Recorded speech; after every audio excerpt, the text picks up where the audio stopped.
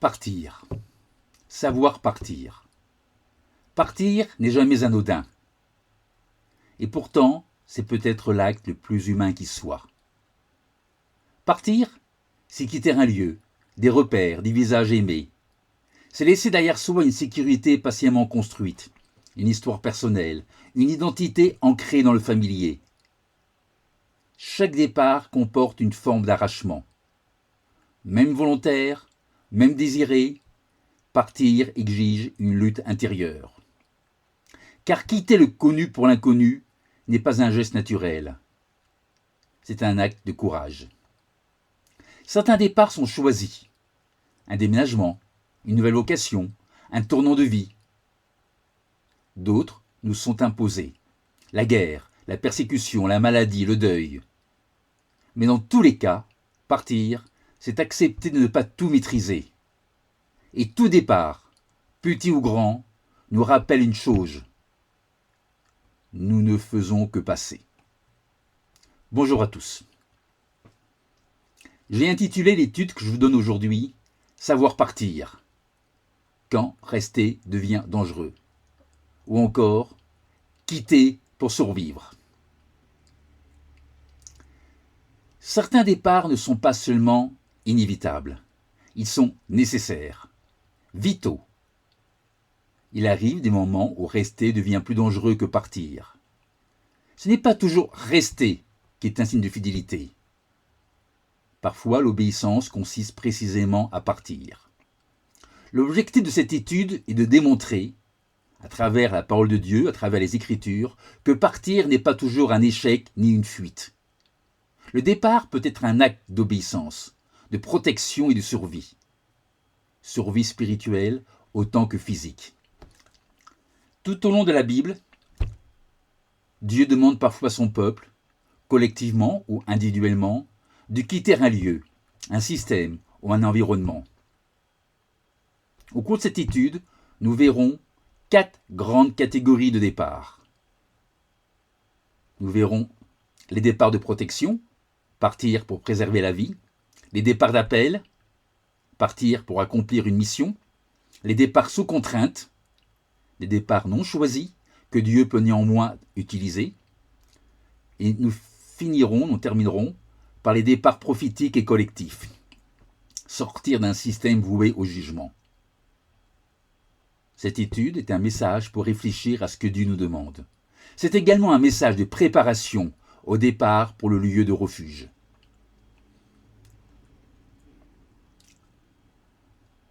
Commençons par une réalité profondément humaine, une réalité profondément universelle, le départ. La vie est une suite de départs. Derrière le mot départ, le mot partir, se cachent des émotions puissantes. L'arrachement, l'incertitude, la peur, parfois même le deuil. Notre maison nous rassure, nos habitudes nous structurent, nos relations nous sécurisent. C'est pour cela que tant de personnes restent là où elles sont, alors même qu'elles savent qu'elles devraient partir. Elles en ressentent l'urgence, mais ne franchissent pas le pas. Pourquoi ? Parce que partir, c'est s'avancer vers l'inconnu. Et l'inconnu, naturellement, fait peur. Abraham a connu cela. Reportons-nous à un premier verset que nous prendrons en Genèse 12.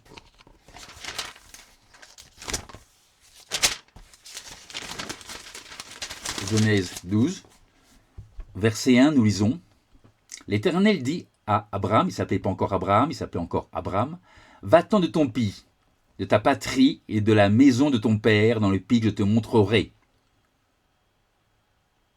Genèse 12, verset 1. Remarquez bien, Dieu ne lui donne pas immédiatement tous les détails. Il lui demande de partir. Il lui demande d'abord de partir. Voilà ce qui rend le départ si difficile. Avancer sans tout comprendre. Partir sans savoir où l'on va. C'est ce que nous ressentons nous-mêmes face aux grands changements de la vie. Où vais-je ? Que vais-je trouver ? Serai-je en sécurité ? Vais-je regretter ? Le départ nous confronte à notre vulnérabilité.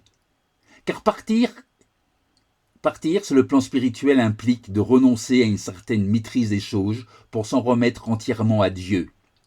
C'est ce qu'Abraham fit. Il plaça toute sa confiance en Dieu. Toute la vie est une succession de départs. Nous quittons l'enfance, puis l'adolescence, puis parfois notre ville natale, certains emplois, certaines relations, certaines saisons de notre existence. Toute la vie est mouvement. Jacques nous rappelle à quel point notre existence est fragile quand il dit « Vous n'êtes qu'une vapeur qui paraît pour un peu de temps puis qui disparaît ». Je vous donne la référence, Jacques 4, verset 14. « Vous n'êtes qu'une vapeur qui paraît pour un peu de temps puis qui disparaît ». L'homme passe, il ne s'installe jamais définitivement ici-bas. Jamais définitivement ici-bas, l'homme s'installe. C'est précisément ce que rappelle l'Épître aux Hébreux, en Hébreux 13.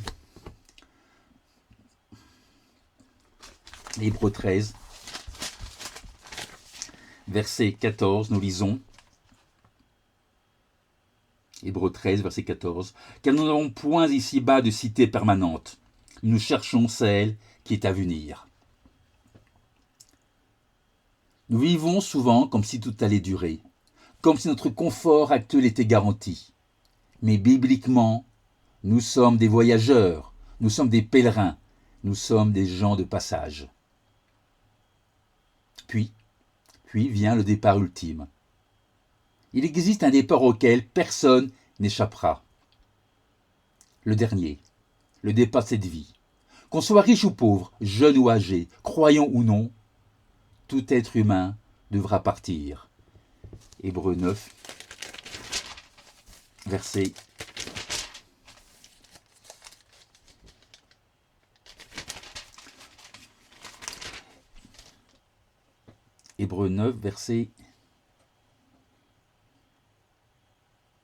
27. Et comme il est réservé aux hommes de mourir une seule fois, après quoi vient le jugement. Il est réservé aux hommes de mourir une seule fois, après quoi vient le jugement. Si tout départ est difficile, le dernier départ, l'ultime départ, l'est encore davantage. Il implique de tout laisser, maison, biens, projets, réputation, relations terrestres, tout. Nous ne possédons rien définitivement ici-bas. Comprendre cela nous conduit à la leçon essentielle de la vie. La leçon essentielle de la vie, c'est l'obéissance. Si nous avons déjà tant de difficultés à gérer les départs naturels de la vie, combien plus sera-t-il difficile de partir lorsque Dieu lui-même nous le demandera. Car dans la Bible, partir n'est pas une option. Ce n'est pas une option. C'est une question d'obéissance. Et parfois même une question de survie. Une question de survie, car savoir partir au bon moment peut sauver la vie. Il existe une idée profondément ancrée dans l'esprit humain, et parfois même dans l'esprit religieux. Cette idée serait que rester serait toujours plus noble que partir, comme si partir était forcément un abandon, un manque de fidélité. Mais la Bible enseigne une vérité plus nuancée. Parfois, partir est précisément l'acte d'obéissance que Dieu attend.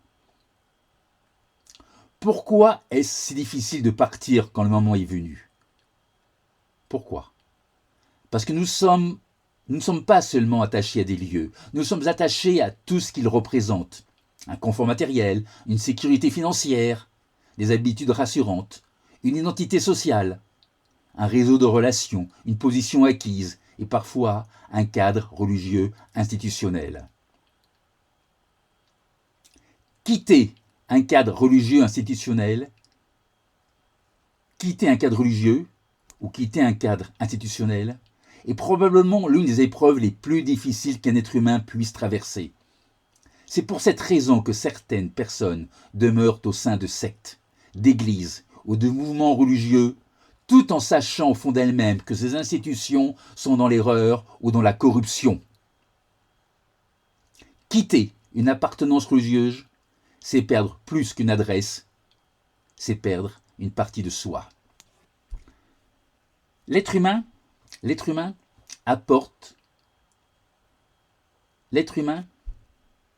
supporte parfois longtemps une situation dangereuse, simplement parce que la situation lui est familière. On préfère un danger connu à une sécurité inconnue.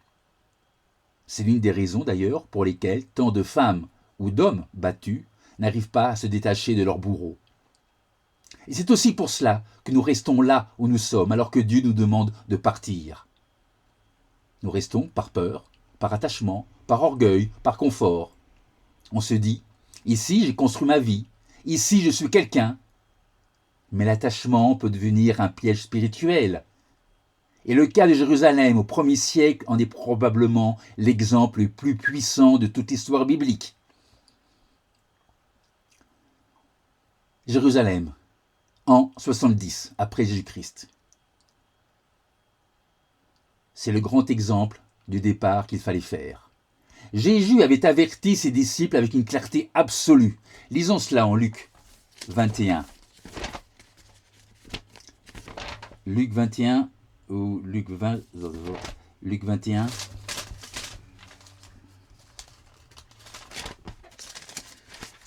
Luc 21, verset 20. C'est ça, c'est bien Luc 21, verset 20. Lorsque vous verrez Jérusalem investie par des armées, sachez alors que sa désolation est proche. Alors, que ceux qui seront en Judée fuient dans les montagnes, que ceux qui seront au milieu de Jérusalem en sortent, et que ceux qui seront dans les champs n'entrent pas dans la ville. Le message est sans ambiguïté. Quand le signe apparaîtrait, ne tardez pas, ne discutez pas, n'attendez pas, partez. Mais imaginez ce que cela signifiait concrètement. Quitter Jérusalem, quitter la ville sainte. Pour un juif du 1er siècle, c'était presque impensable. Jérusalem, c'était le temple, le symbole de l'alliance nationale, le centre de la vie religieuse et politique, le cœur économique du pays. Pour beaucoup, partir aurait ressemblé à une trahison. Certains ont sans doute pensé « Dieu protégera sa ville. Le temple ne peut pas tomber. » D'autres disaient ont certainement dû dire « Restez est un acte de foi. » Mais parfois, ce qui ressemble à de la foi n'est en réalité qu'un refus d'obéir. Refuser de partir peut devenir fatal. L'histoire a accompli l'avertissement du Christ avec une précision saisissante. En l'an 66, les armées romaines encerclèrent Jérusalem une première fois, puis se retirèrent. Temporairement. Les chrétiens reconnurent le signe, se souvinrent des paroles du Christ et quittèrent la ville. Quelques années plus tard, en l'an 70, Titus revint avec ses légions. La destruction fut totale, le temple fut incendié, la ville fut ravagée. Des centaines de milliers de personnes périrent dans le siège, dans la famine et les massacres. Ceux qui avaient su partir furent préservés.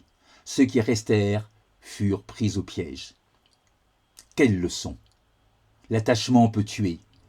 On peut être tellement attaché à un lieu, à un système, à une structure religieuse, à une identité, qu'on finit par ne plus entendre l'avertissement de Dieu. Et pourtant, nous restons. Pourquoi? Parce que partir coûte. Mais parfois, rester coûte beaucoup plus cher. Ce principe n'est pas isolé. Toute l'Écriture raconte cette même histoire. Dieu avertit, Dieu appelle à sortir. Certains partent et vivent, d'autres restent et périssent. Regardons maintenant les 4 grandes catégories de départ que la Bible nous présente, en commençant par la première. Les départs de protection. Les départs de protection, c'est quitter pour survivre. Ici, le principe est simple. Dieu avertit avant le jugement. C'est un schéma que l'on retrouve à plusieurs reprises dans les Écritures. Avertissement, Dieu avertit. L'avertissement est donné. Dieu prend la décision. il faut se séparer, séparation. La séparation entraîne une protection de Dieu pour ceux qui sont séparés, et ensuite le jugement s'abat sur ceux et celles qui ne sont pas partis. Dieu ne frappe jamais sans avertir. Il donne un temps pour réagir, mais encore faut-il écouter et agir. Prenons des exemples. Noé. Noé, c'est Genèse.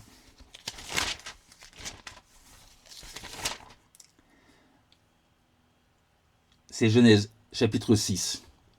À l'époque de Noé, à son époque, le monde entier était spirituellement corrompu. Lisons cela dans la Bible. Genèse 6, verset 5. L'Éternel vit que la méchanceté des hommes était grande sur la terre, et que toutes les pensées de leur cœur se portaient chaque jour uniquement vers le mal.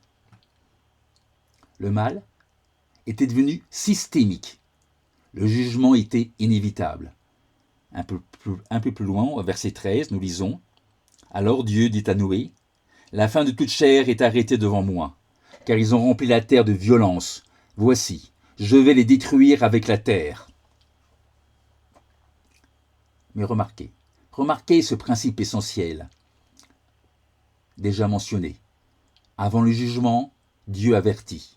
Noé reçoit une instruction. Verset 14. Fais-moi une arche de bois de gopher. Fais-moi une arche en bois. L'arche est bien plus qu'un bateau. Elle représente une séparation, une obéissance, un refuge. Imaginez la scène.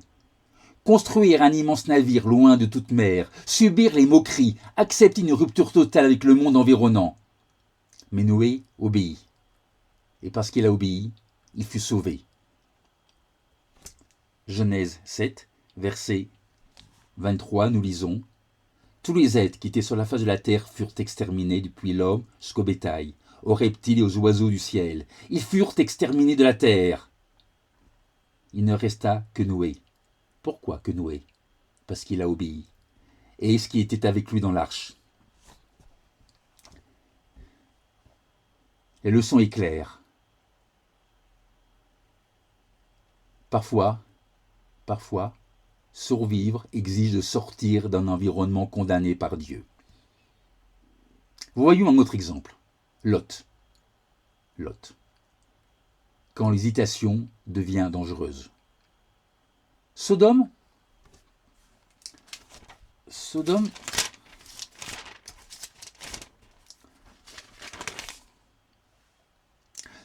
était parvenu à un tel niveau de corruption que le jugement allait tomber.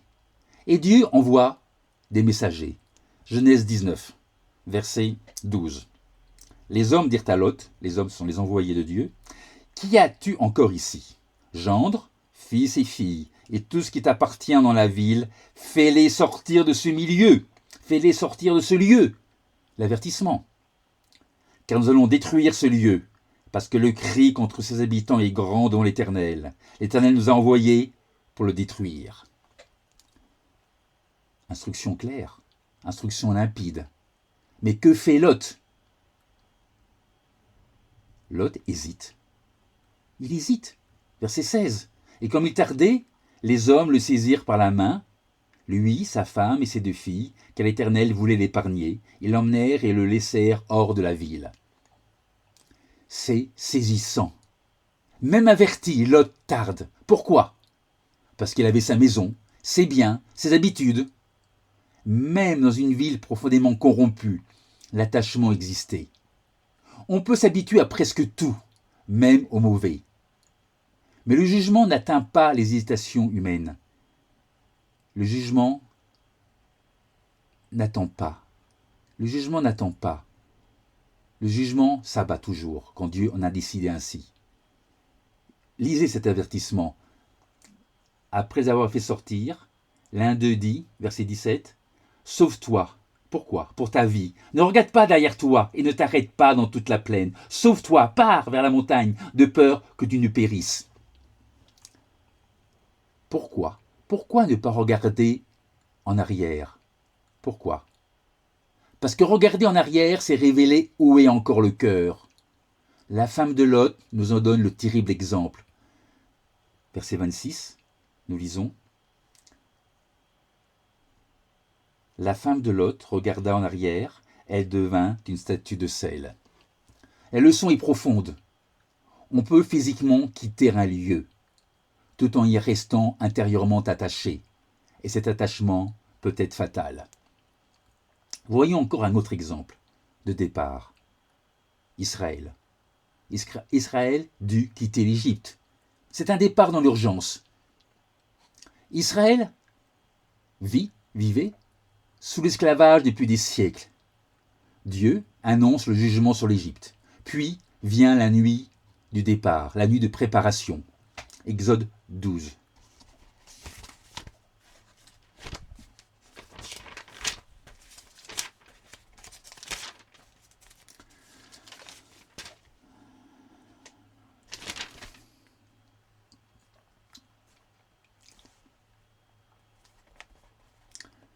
Verset 11.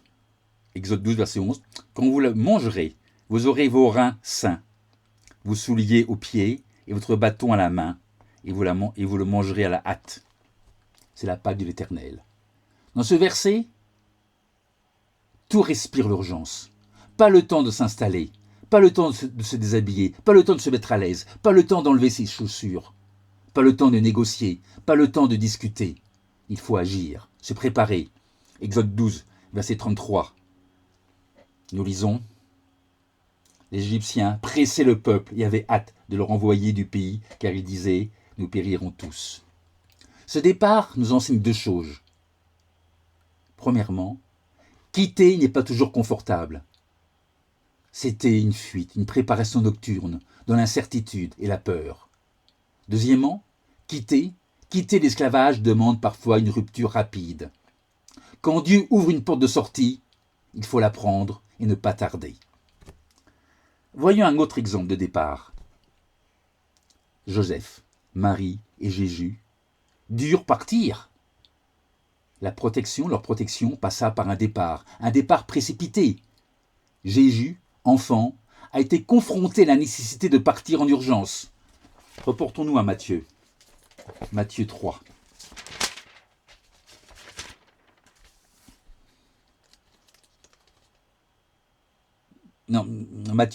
Chapitre 2. Matthieu 2, verset 13. Lorsqu'ils furent partis, voici un ange du Seigneur apparut en songe. À Joseph il dit, « Lève-toi, prends le petit enfant et sa mère, fuis en Égypte, pars, et reste-y jusqu'à ce que je te parle, car Hérode cherchera le petit enfant pour le faire périr. » Le danger est réel, le message est clair, et la réponse de Joseph est immédiate. Verset 14, nous lisons. Joseph se leva, prit de nuit, il n'a pas attendu le matin, prit de nuit le petit enfant et sa mère et se retira en Égypte. Remarquez, pas de débat, pas de délai, pas de négociation. Quand Dieu avertit, Joseph agit. Parfois, la volonté de Dieu n'est pas de nous faire affronter le danger, mais de nous en éloigner. 4 récits. Que nous apprennent ces 4 récits de départ de protection? Noé nous apprend qu'il faut se tenir éloigné d'un monde condamné, être prêt à en sortir. Lot nous apprend à ne pas hésiter, à ne pas regarder en arrière. Israël nous apprend à partir rapidement quand Dieu ouvre la porte. Joseph et Marie nous montrent ce qu'est l'obéissance véritable. Une obéissance immédiate, sans condition et sans délai. Le principe est limpide. Quand Dieu avertit, tarder peut coûter cher, très cher. Les départs que nous venons d'examiner étaient motivés par la protection. Mais d'autres départs bibliques obéissent à une logique différente. Il ne s'agit pas de fuir quelque chose, mais d'aller vers quelque chose. Ce sont les départs d'appel. Nous allons les voir maintenant. Quitter pour obéir. Ici, le grand principe est le suivant. Certains départs ne visent pas à échapper à un danger, mais à entrer dans une mission. Partir n'est pas toujours une fuite. C'est une réponse à un appel divin. Nous allons en examiner 5. 5 grands départs en réponse à un appel de Dieu. Abraham partit sans savoir où l'on va. Nous avons lu le verset.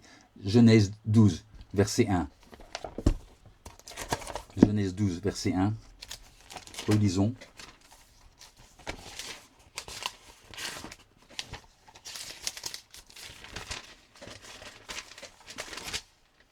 L'Éternel dit à Abraham, va-t'en de ton pays, va-t'en, pars de ta patrie et de ta maison de ton père dans le pays que je te montrerai.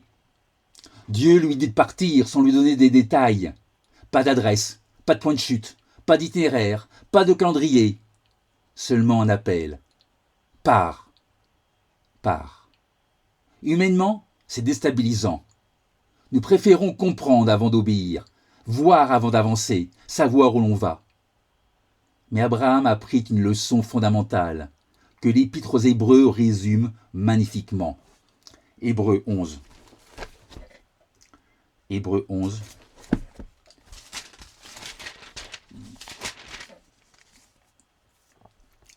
Hébreux 11, verset 8. C'est par la foi qu'Abraham, lors de sa vocation, obéit et partit pour un lieu qu'il devait recevoir en héritage, et qu'il partit sans savoir où il allait. Sans savoir où il allait. Ça, c'est un départ difficile. C'est la foi, la véritable foi. Le départ comme acte de confiance totale en Dieu. Voyons un autre exemple. Jacob. Partir pour revenir. Pendant des années, Jacob vécut chez Laban. Il y construisit une vie, une famille, une stabilité. Puis Dieu intervient. Genèse 31, verset 3, nous lisons Jacob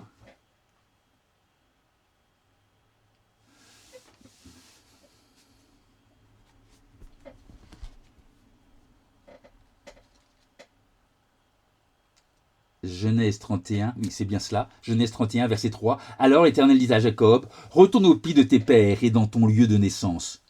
Retourne au pays de tes pères et dans ton lieu de naissance. En d'autres termes, pars.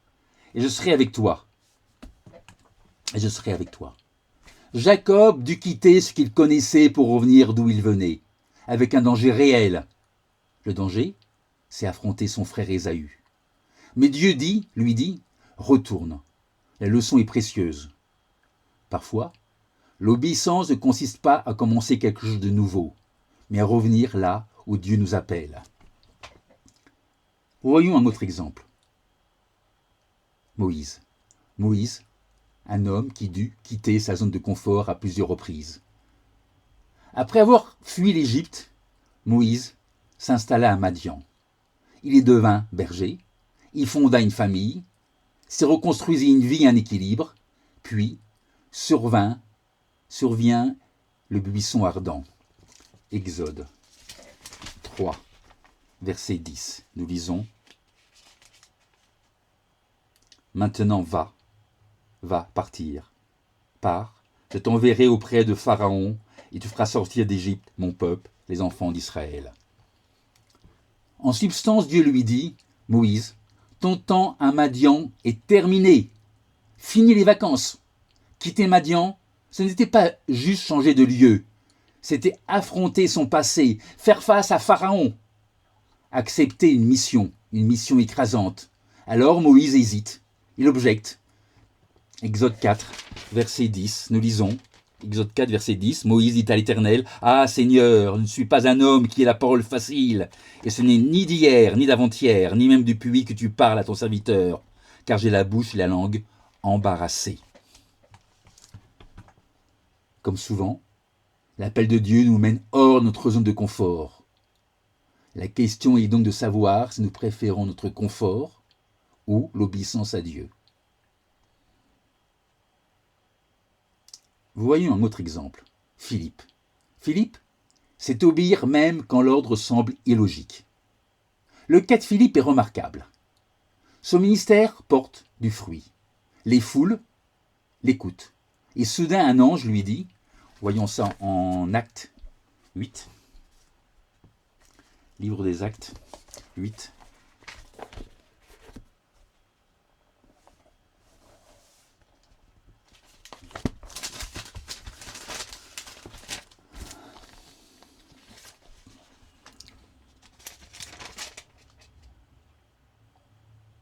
Verset 26. Un ange du Seigneur, s'adressant à Philippe, lui dit « Lève-toi et va. Lève-toi et pars. Lève-toi et pars et va du côté du Midi, sur le chemin qui descend de Jérusalem à Gaza, celui qui est désert. » Humainement, ça peut paraître absurde. Pourquoi quitter un ministère visible pour une route vide? Mais Philippe obéit. Et sur cette route l'attend l'Eunuque, l'Éthiopien. Une rencontre stratégique, une conversion majeure, un impact qui allait s'étendre jusqu'en Afrique. La leçon est claire. Dieu ne nous explique pas toujours pourquoi il nous faut partir. Mais il sait toujours ce qu'il y a au bout du chemin. Et ça doit nous suffire. Un autre exemple. Paul et Barnabas. Lisons cela. Acte 13. Verset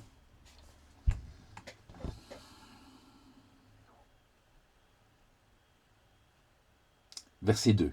Pendant qu'ils servaient le Seigneur dans leur ministère et qu'ils jeûnaient, le Saint-Esprit dit « Mettez-moi à part Barnabas et Saul pour l'œuvre à laquelle je les ai appelés. » Et un peu plus loin, au verset 4, nous lisons « Barnabas et Saul, envoyés par le Saint-Esprit, descendirent à Séleucie, et de là, ils s'embarquèrent pour l'île de Chypre. » Ici, le départ n'est pas lié à un danger. C'est un envoi stratégique, un envoi missionnaire. Ils durent quitter un environnement familier pour s'avancer dans l'inconnu, au service du plan de Dieu. 5 départs. 5 départs sur ordre de Dieu. 5 leçons. Abraham partit sans tout comprendre. Jacob repartit vers là d'où il venait. Moïse quitta sa sécurité et son confort. Philippe obéit à un ordre qui semblait illogique. Paul et Barnabas furent envoyés vers l'inconnu. Le principe est toujours le même.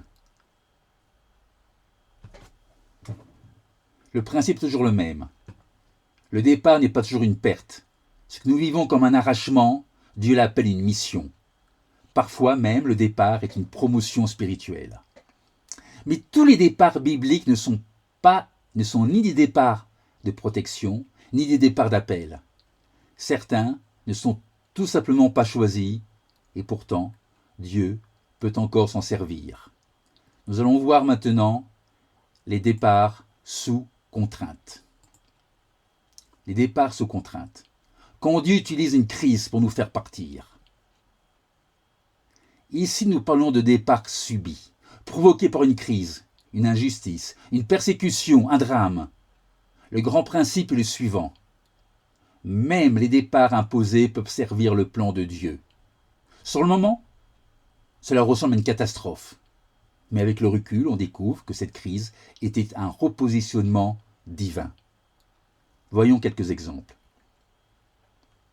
Joseph,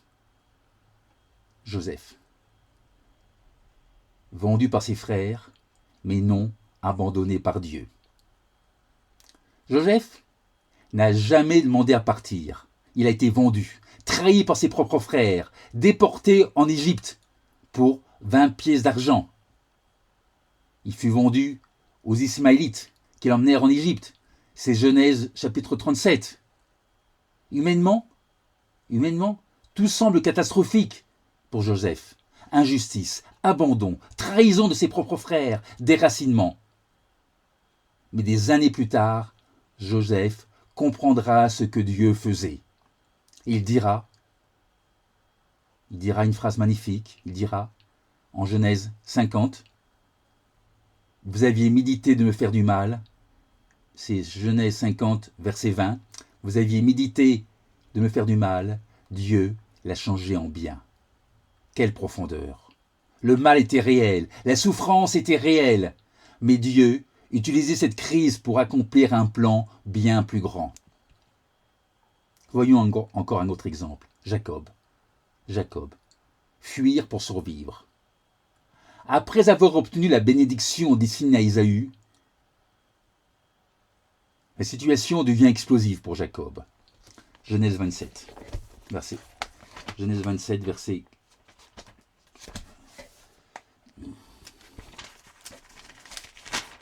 de mémoire 40, Genèse 27, verset 41, Genèse 27, verset 41. Ésaü connut la haine contre Jacob à cause de la bénédiction dont son père l'avait béni. Ésaü disait en son cœur, les jours du deuil de mon père vont approcher, et je tuerai Jacob, mon frère.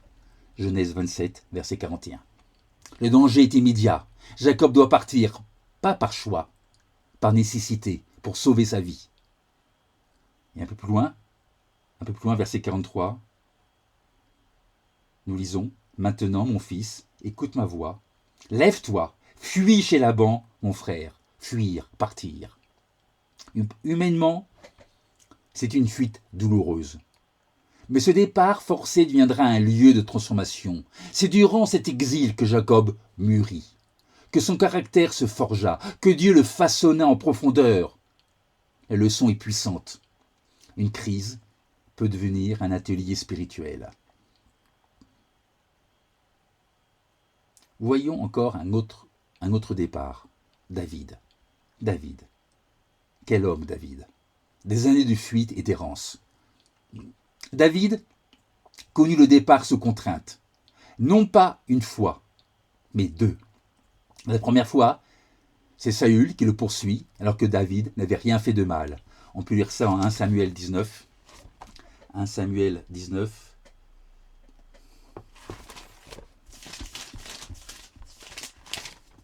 Verset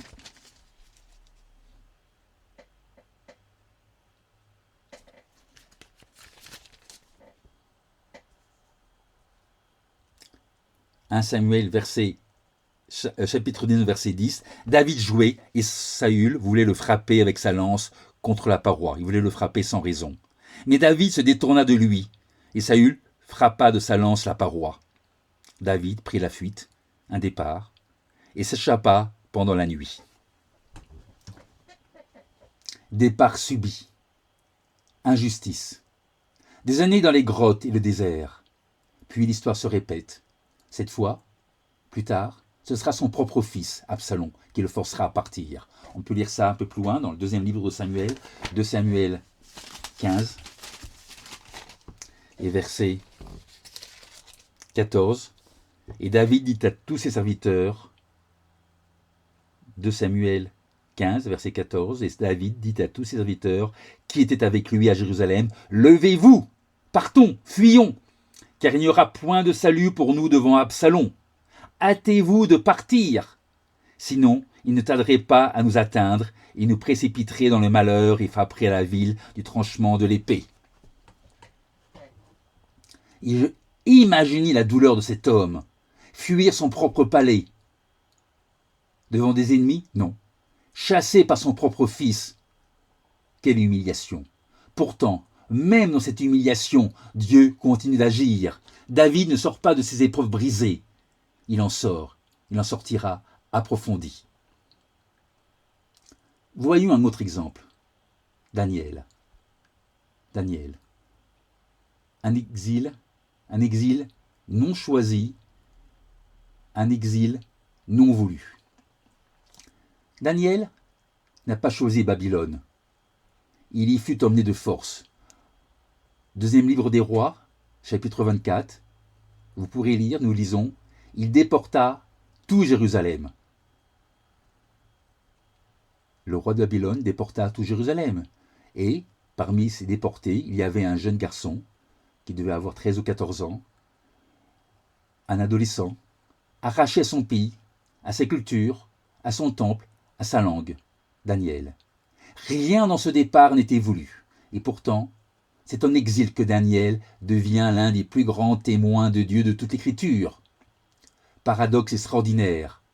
Ce qui semblait être un déracinement devient une plateforme de témoignage. Cela nous montre que Dieu peut transformer un exil en mission.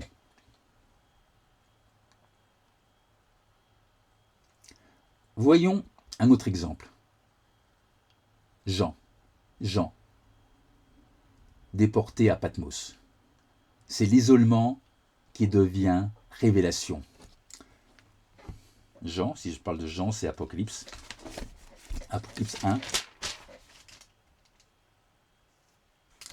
Apocalypse 1.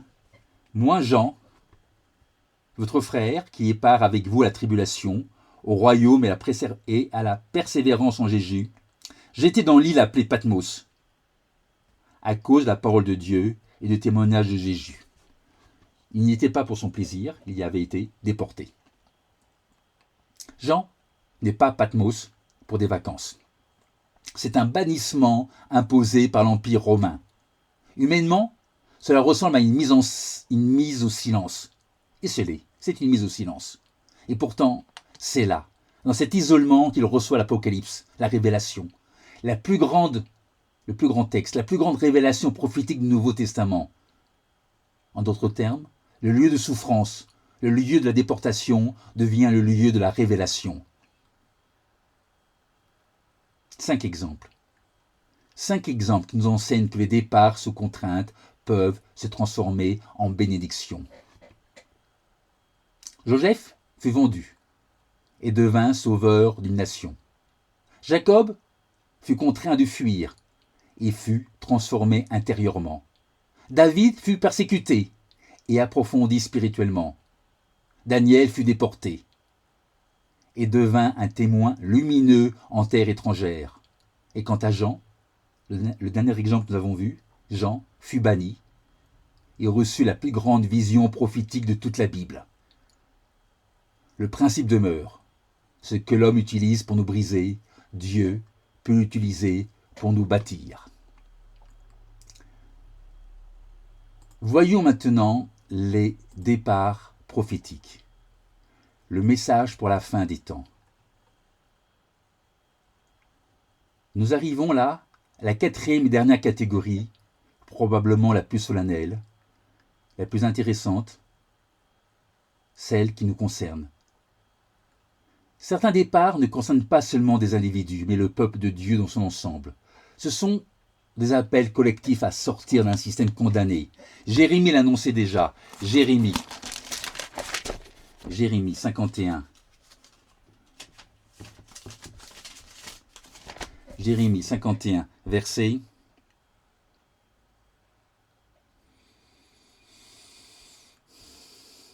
45. Jérémie 51, verset 45. Sortez, partez, sortez du milieu d'elle, mon peuple, et que chacun sauve sa vie en échappant à la colère ardente de l'Éternel. Et ce même message que je viens de vous lire, qui se trouve dans Jérémie 51, verset 45, ce même message réapparaît à la fin de la Bible comme un écho prophétique. Apocalypse 18, un message qui s'adresse à nous directement. Apocalypse 18,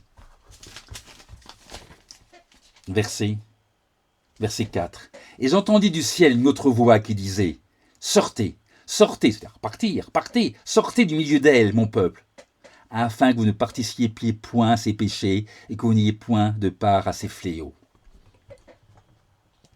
Remarquez la force de ce langage. Ce n'est pas une suggestion, c'est un ordre. Sortez. C'est un impératif. Pourquoi ? Parce qu'un jugement arrive. Nous retrouvons exactement le schéma observé tout au long de cette étude.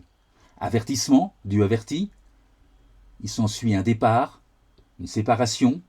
Séparation, il s'ensuit une protection de Dieu et ensuite le jugement s'abat. Sortez de Babylone. Mais qu'est-ce que Babylone ? Parce que si on doit sortir de Babylone, on doit savoir de quoi l'on doit sortir. De quoi on doit sortir ? De quelle ville, de quel pays, de quelle contrée, de quel système l'on doit sortir. Babylone, c'est pas seulement une ville antique. Babylone, c'est plus qu'une ville. C'est un symbole, c'est un système. Babylone, c'est un monde organisé en opposition à Dieu. Depuis Babel, en Genèse 11, c'est ça, Genèse 11, Babylone représente la civilisation humaine qui veut s'organiser indépendamment de Dieu. Babylone, c'est la confusion. Babel, l'orgueil, la fausse religion, le mélange, la compromission, le matérialisme, l'idolâtrie. Babylone, c'est tout un système où l'homme cherche à remplacer Dieu, un système séduisant, puissant, mais un système condamné.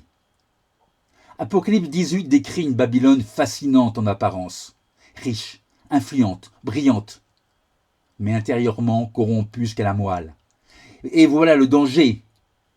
Le danger est qu'on peut s'habituer à Babylone, comme Lot s'était habitué à Sodome, comme beaucoup s'étaient habitués à vivre et voulaient rester à Jérusalem. L'habitude est dangereuse, car on finit par appeler normal ce qui est toxique. Pourquoi ici est-il si difficile de quitter Babylone? Pourquoi? Pour la même raison que dans tous les départs que nous avons examinés. On y a construit quelque chose, on y a ses habitudes, ses relations, parfois un statut. Mais l'histoire biblique nous enseigne une chose constante. Tout système condamné paraît stable, jusqu'au jour où il s'effondre. Lot aurait pu dire « Sodome fonctionne très bien. » Les habitants de Jérusalem auraient pu dire « Le temple est là, pas de souci, tout ira bien. » Les contemporains de Noé pouvaient dire « Tout continue comme avant. » Mais l'apparente stabilité n'est pas une garantie divine. Regardez bien comme tout ça semble. Noé dut sortir d'un monde condamné. Lot dut sortir d'une ville condamnée. Israël dut sortir de l'esclavage. Les chrétiens du 1er siècle sortirent de Jérusalem avant sa destruction. Et maintenant, nous sommes appelés, le peuple de Dieu est appelé à sortir de Babylone. Le schéma se répète. Ce n'est pas un accident, c'est une pédagogie divine. Il faut parfois savoir quitter ce qui semble solide, prestigieux ou rassurant, parce que Dieu voit ce que nous ne voyons pas. La question personnelle. Oui, il y a une question personnelle. La vraie question n'est pas seulement théologique, elle est personnelle. Sommes-nous capables de quitter Babylone si Dieu le demande, et quand Dieu le demandera? Sommes-nous capables de quitter un système de pensée, une culture compromise? Sommes-nous capables de nous libérer d'une fausse religion, d'une sécurité matérielle, d'une position acquise? Car quitter Babylone n'est jamais seulement géographique, c'est avant tout spirituel. Cela implique une séparation intérieure, un choix délibéré, une fidélité coûteuse. Et ce problème rejoint directement la question prophétique du lieu de refuge. Si Dieu demande, il va le demander prochainement. Si Dieu demande un jour à son peuple de partir, de se déplacer, de se séparer, serons-nous prêts? Ou serons-nous paralysés comme Lot, attachés comme sa femme, confiants à tort comme les habitants de Jérusalem? À l'époque du Christ, beaucoup de Juifs ne tinrent pas compte de l'avertissement qu'il avait donné. Ils préférèrent écouter leurs dirigeants religieux qui les rassuraient et qui leur disaient « Ne vous inquiétez pas. Au moment voulu, nous vous dirons ce qu'il faut faire. Faites-nous confiance. » Ils demeurèrent dans la ville. Et lorsque les armées de Titus la détruisirent en l'an 70, les conséquences furent catastrophiques. À la fin des temps, l'histoire va se répéter. Beaucoup se réveilleront, ils voudront fuir, ils voudront se rendre au lieu de refuge, mais il sera trop tard. Ils devront, dans la tribulation, apprendre à mettre leur confiance en Christ et non en des hommes. Le schéma biblique est constant, de la Genèse à l'Apocalypse. Dieu avertit, Dieu appelle à sortir. Certains obéissent et sont préservés, d'autres restent et découvrent trop tard que l'attachement peut être fatal. En conclusion, posons-nous une question essentielle. Y a-t-il quelque chose que Dieu me demande de quitter? Une habitude, une manière de penser, une relation, un compromis, une sécurité humaine, une appartenance? Tout au long de la Bible, Dieu a appelé des hommes et des femmes à partir lorsque cela était nécessaire. Tous ont dû apprendre qu'obéir à Dieu implique parfois de quitter ce qui est familier pour entrer dans ce qu'il a préparé. La véritable question n'est donc pas « suis-je prêt à partir ?» mais plutôt « suis-je prêt à obéir si Dieu me demande de partir ?»